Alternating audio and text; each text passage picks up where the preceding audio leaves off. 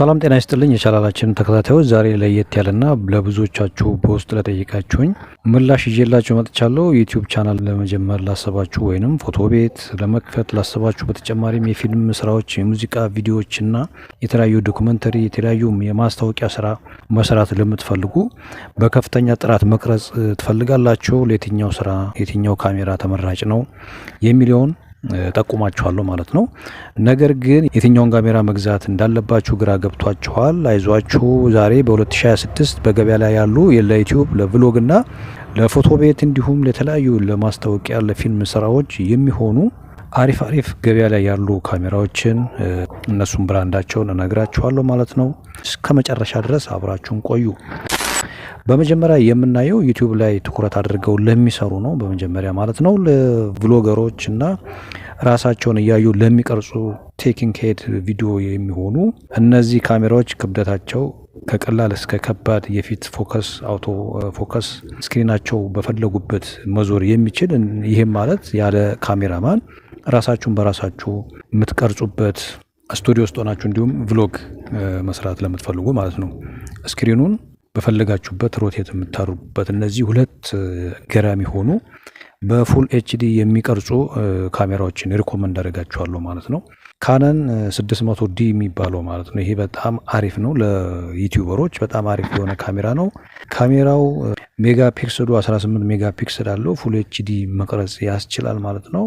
ይሄ በጣም አሪፍ ነው፣ በተለይ ለፖድካስት እና ለስቱዲዮ ውስጥ ቁጭ ብላችሁ ለምትሰሩ እንዲሁም ትንሽ ከበድ ካላላችሁ ለቭሎግም ይሆናል ማለት ነው። ይህ ማለት ስክሪኑ በፈለጋችሁበት አቅጣጫ ስለሚዞር ማለት ነው። እነዚህ በጣም አሪፍ ነው። ሌላኛው 60ዲ የሚባለው ነው። ልክ እንደ 600ዲ 60ዲውም በጣም አሪፍ የሆነ ፉል ኤችዲ የሚቀርጽ 18 ሜጋ ፒክሰል ያለው ስክሪኑ በፈለጋችሁበት አቅጣጫ መዞር የሚችል ይህም ማለት ያለ ካሜራማን ራሳችሁን በራሳችሁ የምትቀርጹበት ካሜራ ምርጥ ካሜራ ነው። ለዩቲዩብ ተብለው የተሰሩ ማለት ነው።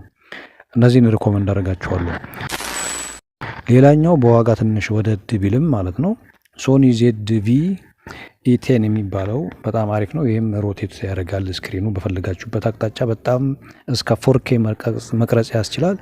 በጣም ፕሮፌሽናል የሆኑ ቪዲዮዎችን እንድትቀርጹ የሚያደርጋችሁ ብራንድ የሆነ ሶኒ ካሜራ ነው ማለት ነው። ለዩቲዩበሮች ተብሎ የተሰራ ሚረርለስ ካሜራ ሲሆን ሌንስም መቅጠም ይቻላል ማለት ነው። እቃ ወደ ካሜራው ስታስጠጉ ፎከሱ አውቶ ፎከሱ በፍጥነት ይይዝላችኋል ማለት ነው። ከጀርባ ያለውን ምስል ብለር በተለየ ብለር የሚያደርግ ሲስተም አለው ማለት ነው። ለምንም ስራ ይሆናል፣ ለጀማሪም መካከለኛ ዩቲዩብ እንደዚሁም ለየትኛውም የሰርግ የሆኑ ቪዲዮዎችን መቅረጽ የሚያስችል በጣም በኳሊቲ በሆነ ቪዲዮ መቅረጽ የሚያስችል ማለት ነው። ይሄንን ሶኒ ዜድቪኢ 10ን ሪኮመንድ አደርጋችኋለሁ ማለት ነው። ሌላኛው ለዩቲዩብ የሚያገለግለው አሪፍ ቀለል ያለችና በጣም በኬስ የምትያዝ ካሜራ ልጠቁማችሁ ማለት ነው። ጎፕሮ 13፣ 10፣ 9 የሚባሉ እነዚህ በኬስ የሚያዙ የጎፕሮ ካሜራዎች በጣም አሪፍ ናቸው ማለት ነው። ለዩቲዩብ በጣም ተመራጭ ናቸው። ወተር ፕሩፍ የሆኑ በቀላሉ በኪስ የሚያዙ በተለይም ለቭሎግ እና ለትራቭል ቪዲዮዎች ለመቅረጽ በጣም አመቾች ናቸው። ይሄ ማለት ይሄንን ካሜራ ውሃ ውስጥ ዋና ውስጥ ሆናችሁ የዋልኛችሁ ብትቀርጹ ራሱ ወተር ፕሩፍ ስለሆነ ውስጡ ውሃ አይገባም ማለት ነው። ይሄ ሲስተም አለው ማለት ነው። በጣም ተመራጭ የሆነ ካሜራ ነው። ይሄ ማለት በዝናብ ወቅት በተለያየ ውሃ ባለበት ቦታ ላይ ብትቀርጹ ወተር ፕሩፍ ስለሆነ በጣም ተመራጭ ያደርገዋል ማለት ነው። ሪኮመንድ የሚያደርጋችሁ ይህንን ካሜራ ነው ማለት ነው። ሌላኛው በብዙዎች ምርጫ የሆነው በጣም ውጭ ያሉ ፕሮፌሽናል የሆኑ ዩቲዩበሮች የሚጠቀሙት ማለት ነው የዲጂአይ ኦስሞ ፖኬት 3 እና 4 ናቸው። እነዚህ በጣም ፕሮፌሽናል የሆኑ ካሜራዎች ናቸው። በጣም በኬስ የሚያዙና በጣም ቀጭን ለአያያዝ አመቺ ናቸው። የማይከብዱ የማይጎረብጡ በጣም ለትራቭል ለቭሎግ በጣም ትንሽ በኬስ የሚያዝ ካሜራ ናት። ጊምባል ስታቢላይዘር ሲስተም አለው። እየተራመዳችሁ ወይንም እየሮጣችሁ ብትቀርጹ እንኳን ምስሉ አይንቀጠቀጥም። ፊትን ተከትሎ መዞር ፌስ ትራኪንግ አላት። ብቃት ባለው ስክሪን ወደ ፈለጉት ማዞር ትችላላችሁ ማለት ነው። ለምን ስራ ይሆናል? በጉዞ ላይ ለሚቀርጹ ትራቭል እና የውጭ ቭሎግ በተለይም ለቭሎገሮች ተብሎ የተሰራ ካሜራ ነው ማለት ነው። እዚህ ኢትዮጵያ ውስጥ በጣም እና አቤል ብርሃኑ የሚጠቀሙት የተለያዩ ትራቭሎችን ሲያደርጉ የሚጠቀሟት ካሜራ ናት ማለት ነው። እኔ ሪኮመንድ የማደርጋችሁ በጣም በአሁኑ ሰዓት ላይ ፕሮፌሽናል የሆነች ካሜራ ብትኖር የዲጂአይ ኦስሞ ፖኬት 3 እና 4 ናት ማለት ነው። እነዚህ በጣም አሪፍ የሆኑ ካሜራዎች ናቸው ማለት ነው። አሁን ደግሞ ለፊልም ስራ የሚሆኑ ካሜራዎችን እንመልከት እስኪ።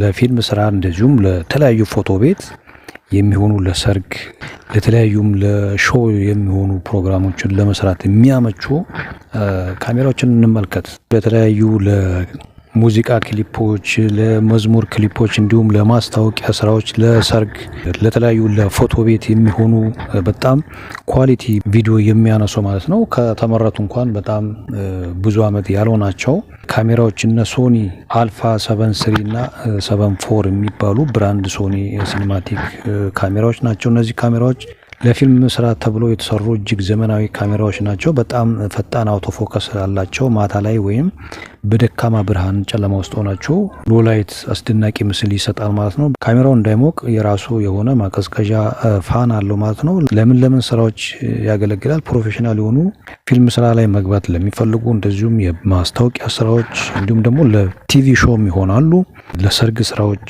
ይሆናሉ። ከ4K ድረስ መቅረጽ የሚያስችሉ 32 ሜጋ ፒክሰል አላቸው ማለት ነው። በተለይ 7 32 ሜጋ ፒክሰል አለው። 7 ደግሞ 24 ሜጋ ፒክሰል አለው። በጣም 4K በሆኑ እጅግ የሚያስደንቅ አውቶፎከስ አላቸው። እነዚህ በጣም ለፊልም፣ ለፎቶ ቤት እንዲሁም ለማስታወቂያ ስራ፣ ለቲቪ ሾው እነዚህ በጣም አሪፍ የሆኑ ካሜራዎች ናቸው ማለት ነው። እነዚህን ሪኮሜንድ አደርጋቸዋለሁ።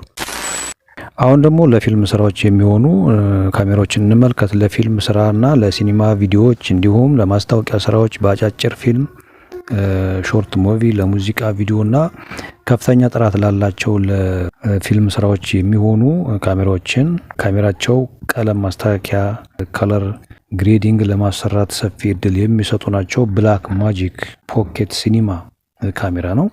ይህ ካሜራ እስከ 4K እስከ 6K ድረስ መቅረጽ የሚያስችል ብራንድ ካሜራ ነው።